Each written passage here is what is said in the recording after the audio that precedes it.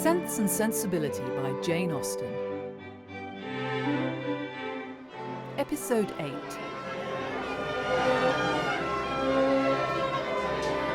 See now, Marianne, I told you accepting Fanny's kind invitation to the assembly would lift your spirits. We were invited as a mistake, Elinor. Mrs. Dennison thought we were Fanny's guests. Could you imagine such a thing? Sisters, may I introduce Fanny's eldest brother, Mr. Robert Ferrars. My sisters, Miss Elinor Dashwood and Miss Marianne Dashwood. A great pleasure to make your acquaintance. Likewise, Mr. Ferrars. My brother speaks of you often, but of course he won't be here this evening. I do lament the extreme gaucherie of the man. It keeps him from mixing in proper society. You reside in Devonshire, I think? In a cottage near Dawlish? It is indeed a cottage, sir, but we are quite away from Dawlish. I'm surprised anyone can live in Devonshire without living near Dawlish. Oh, for my own part, I am excessively fond of a cottage. I protest. If I had any money to spare, I should build one myself. I was last month at my friend Elliot's, near Dartford. Lady Elliot wished to give a dance. "But how can it be done?" said she. "My dear Ferrars, do tell me how it is to be managed. There is not a room in this cottage that will hold 10 couple, and where can the supper be?" Well, I immediately saw that there could be no difficulty in it. We measured the dining room and found it would hold My dear exactly Fanny, a thought has 18 struck couple. me. And the affair was Mrs. arranged Dennison's for mistake Sunday in supposing that Elinor and Marianne were our guests has suggested the propriety of their really being invited to become such. Well, it is an attention that would fulfil my promise to my father. My love, I would ask them with all my heart, but I had just settled within myself to ask the Miss Steeles to spend a few days with us at Harley Street. They are very well behaved, good kind of girls, and I think the attention is due to them, as their uncle did very well by Edward. You can ask your sisters some other year, you know?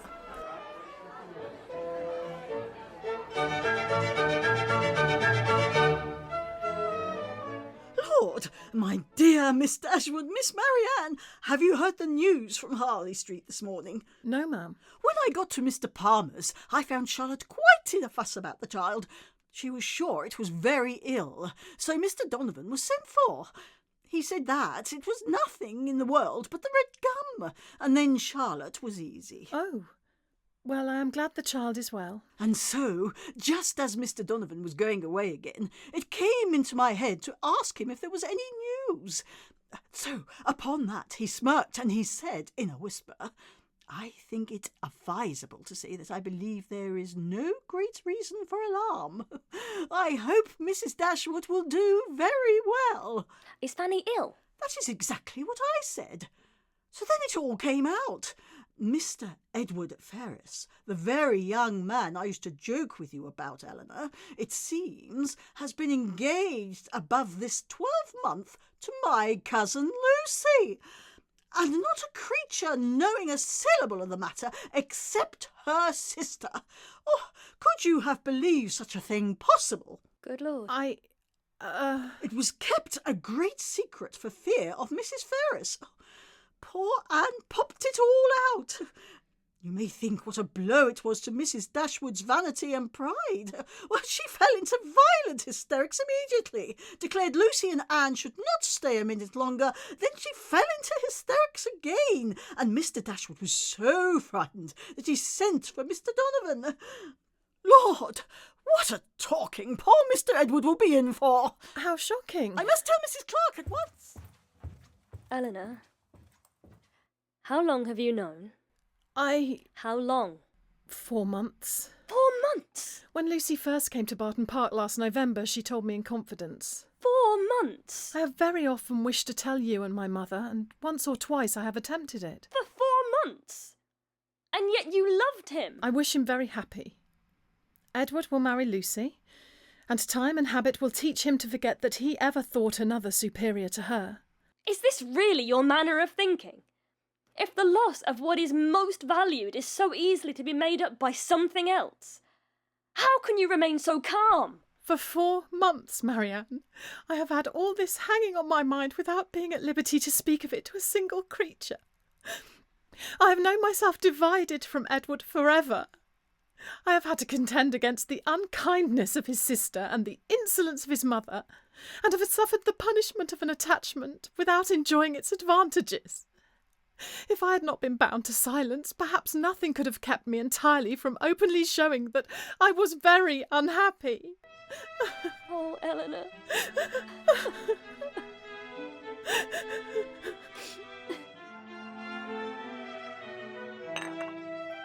Thank you, Jenkins. You have heard, I suppose, Mrs. Jennings, of the very shocking discovery that took place under our roof yesterday. Fanny has borne it all with the fortitude of an angel. She says she never shall think well of anybody again. My mother-in-law explained to Edward she should settle the Norfolk estate on him should he marry Miss Morton, but he persisted. His own £2,000, she protested, should be his all. She would never see him again. Gracious God, John. Can this be possible? Well, may you wonder, Marianne, at Edward's obstinacy. Well, that is not... He has acted like an honest man. Edward is dismissed forever from his mother's notice. He left her house yesterday, but where he's gone I do not know, for we, of course, can make no inquiry. I'm sure he would be very welcome to bed and board at my house. It is not fit that he should be living about at his own charge now at lodgings and taverns. And worse than all this, Mrs. Ferrars has determined to settle everything upon Robert immediately, which might have been Edward's. Well, that is her revenge. Everybody has a way of their own. But I don't think mine would be to make one son independent because another has plagued me. Poor Edward. I feel for him sincerely, and the more so because it's totally out of our power to assist him.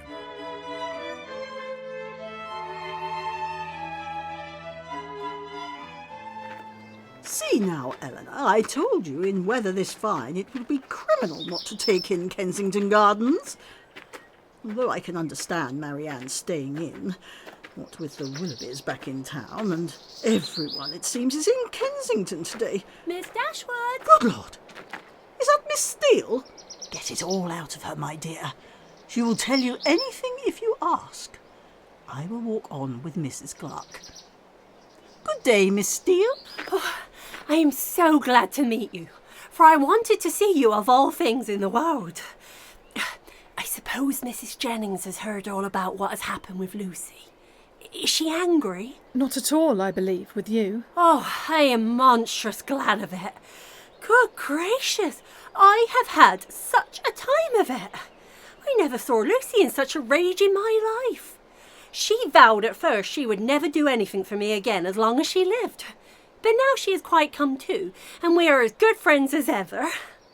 When Edward did not come near us for 3 days, I believe in my heart Lucy gave up all for lost.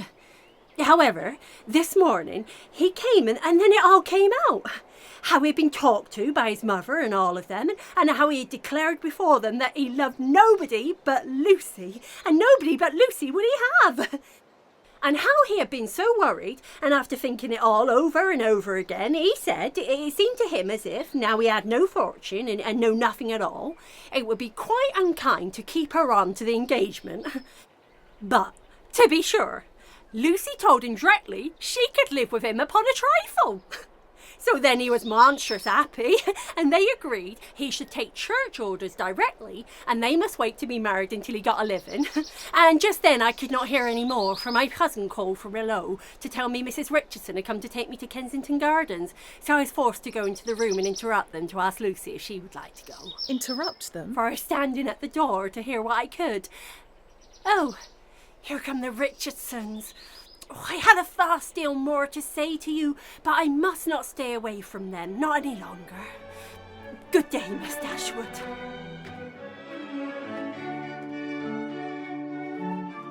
A letter for you, Miss Dashwood. Thank you, Jenkins. From Lucy, no doubt, Elinor?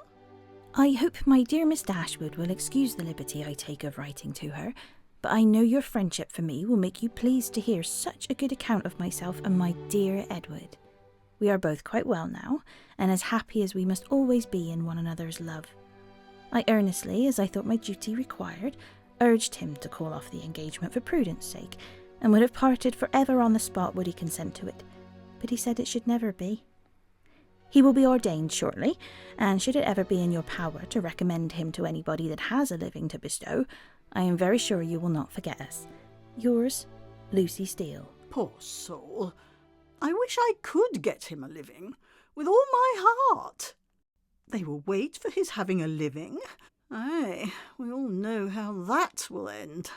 They will wait a 12-month, and finding no good comes of it, will set down upon a curacy of £50 a year, with the interest of his £2,000.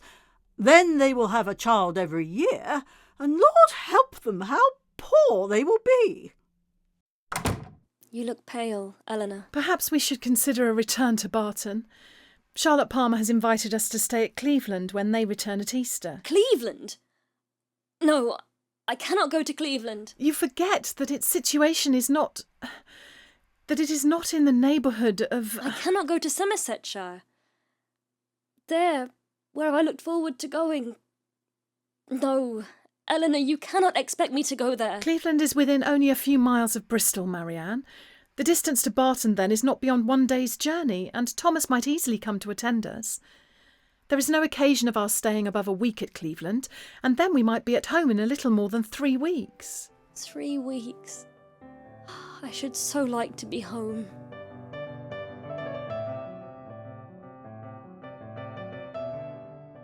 Marianne plays so prettily, Mamma. So should you, Charlotte, if you ever put the time into practice. Colonel Brandon, ma'am. Oh, Colonel, I do not know what you and I shall do without the Miss Dashwoods, for they are quite resolved on going home to Barton from the Palmers at Cleveland. And I said to my darling Charlotte here, how forlorn we shall be when I come back. I am certain we will cope, Mrs. Jennings. Miss Dashwood, may I speak with you a moment? I have heard of the injustice your friend Mr. Ferrars has suffered from his family. I understand that he means to take orders. Will you be so good as to tell him that the living of Delaford is his, if he thinks it's worth his acceptance? I only wish it were more valuable. The late incumbent, I believe, did not make more than £200 per annum, though it is certainly capable of improvement. Oh, Colonel, thank you. But should you not like to speak to him yourself? Now, Charlotte, what do we think Elinor and the Colonel have to whisper about so secretly? I think I know, Mamma. Perhaps it will be best coming from you. I shall inform him as soon as I may. It is to my own advantage, of course, Miss Dashwood, in securing so respectable and agreeable a neighbour, but I do regret that the house is so small and indifferent. Does he call Delaford small and indifferent? I cannot tell, Mamma. I cannot make out what they say over Marianne's playing. No, although it does not look like Elinor has any objection. And I fear this little rectory cannot enable him to marry. His marriage must still be a distant good. Well, at least, I'm afraid it cannot take place very soon. Lord, what should hinder it? This is very strange. Surely he need not wait to be older. I shall always think myself very much obliged to you, Colonel. Not at all, Miss Dashwood. Now, I must take my leave. I shall call again tomorrow, Mrs. Jennings. Good day, Mrs. Palmer, Miss Dashwood, Miss Marianne. Well, Miss Dashwood, I do not ask you what the Colonel has been saying to you, for though, upon my honour, we tried to keep out of hearing... And I assure you I never was better pleased in my life, and I wish you joy of it with all my heart. I never was more astonished in my life. Lord, I am not the least astonished at it in the world.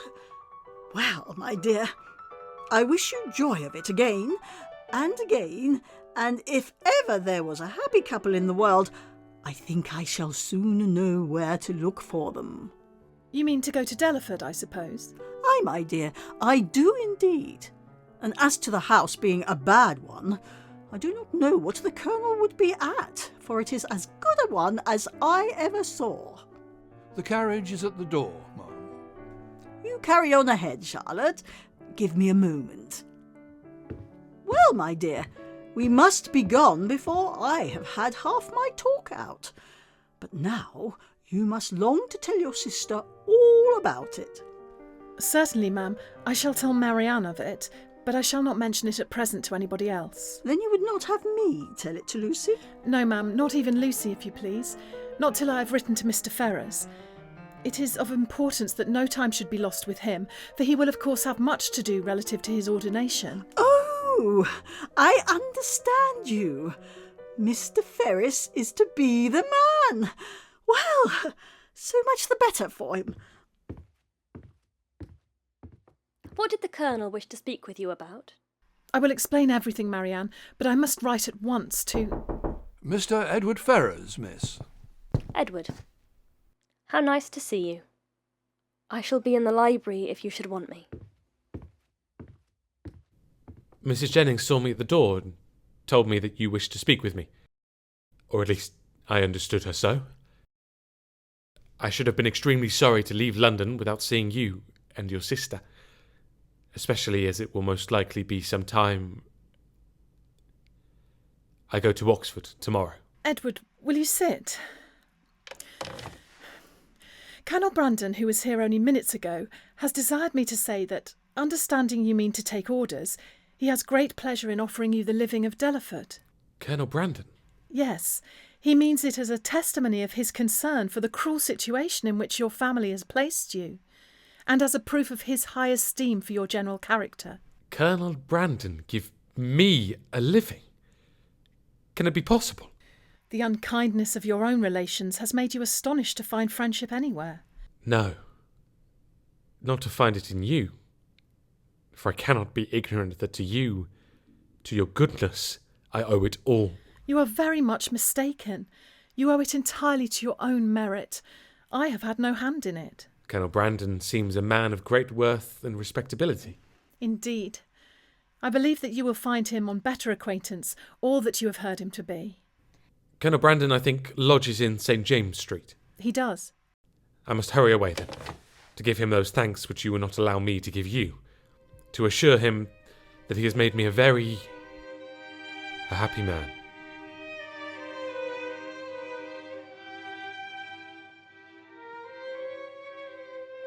My dear, I sent you up the young man, and I suppose you did not find him very unwilling to accept your proposal. No, ma'am, that was not very likely. And how soon will it be ready? For it seems all to depend on that. I suppose 2 or 3 months will complete his ordination. 2 or 3 months? Lord bless me! And though one would be very glad to do a kindness by poor Mr. Ferrars, I do think it is not worthwhile to wait 2 or 3 months for him. Sure, somebody else might be found that would do as well. Somebody that is in orders already. My dear ma'am, what can you be thinking of? Colonel Brandon's only object is to be of use to Mr. Ferrars. Lord bless you, my dear. Sure you do not mean to persuade me that the Colonel only marries you for the sake of giving 10 guineas to Mr. Ferrars? Marry me? Colonel Brandon has offered Mr. Ferrars the living at Delaford.